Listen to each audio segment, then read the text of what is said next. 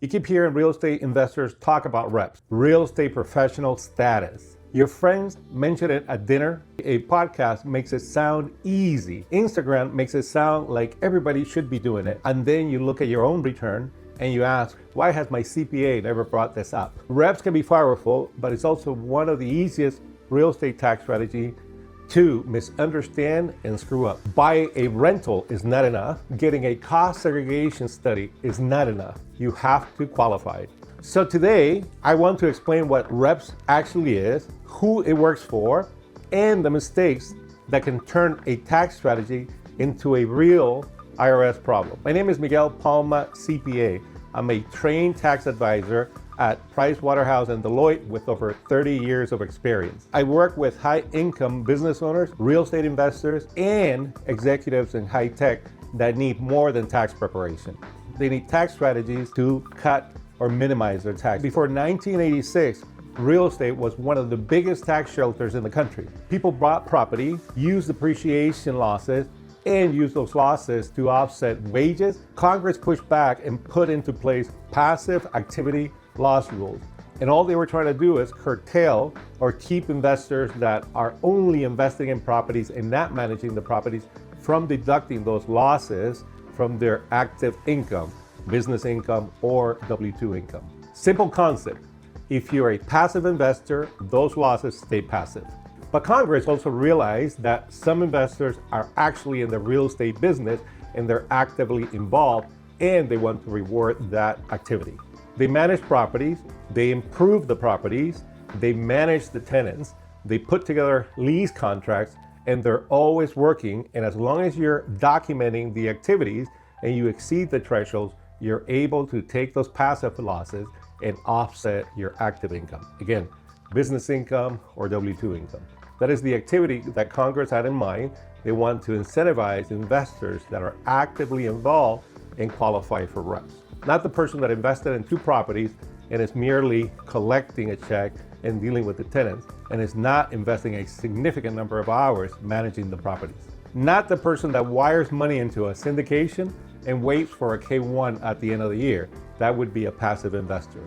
Reps is for people who are in real estate and they're actively manage the properties. Think of reps as 2 gates with 1 trap door. Gate 1, more than 750 hours in real property, trade, or business. That means real work, real hours, real activities. It includes development, acquisition, management, leasing, construction, brokerage, wholesale, flips, not scrolling Zillow or Redfin, not scrolling Zillow or Redfin, not watching videos on Instagram, not thinking about real estate in the car or dreaming about it when you're sleeping. Real hours, real activity that is documented and is ready to be presented to the IRS in case of an audit.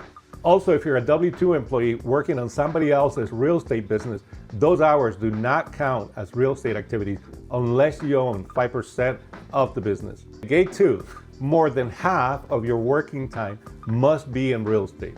This is where high earners usually fail because they work 1,900 hours on average on their W-2 job, and in order to exceed and in order to meet this threshold, they got to work at least 1,900 hours, actually 1,901 hours in real estate. This is where high income earners generally fail the test. Remember, 2 gates, 1 trap door. If you're a surgeon working 2,000 hours a year, that may sound impressive, and it is, but real estate activities is still not more than half of the working time. But real estate is not more than half of your working time. But real estate activities are still not half of your working time. For married couples, one of the ways to get around it is that if one spouse is not working, the other one may qualify. For working couples, if one of them is not working full-time, the other one may qualify. But it has to be real work, real activities that can be documented and are actually being done by that spouse. Not a title, not a spreadsheet, not an April story when you meet your CPA. Actual hours, actual work, actual documentation. Then comes the trap door, material participation. Even if you qualify for reps, you have to materially participate in the activity that is creating the loss. But if you do not manage the property, manage the activities, that loss will stay passive. This is the part that most people miss.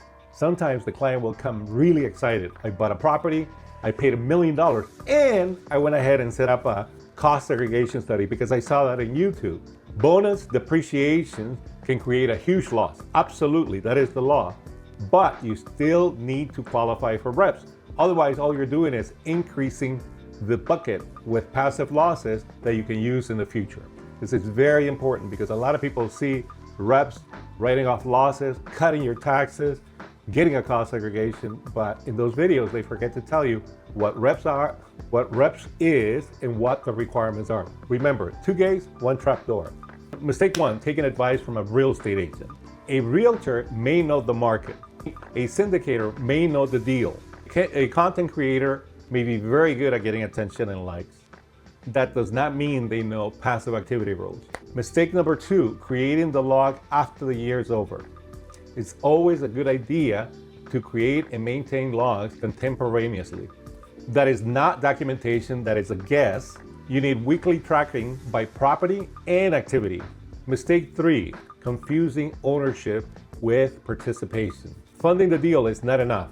Getting a K1 at tax time is not enough. The question is, what did you actually do during the year?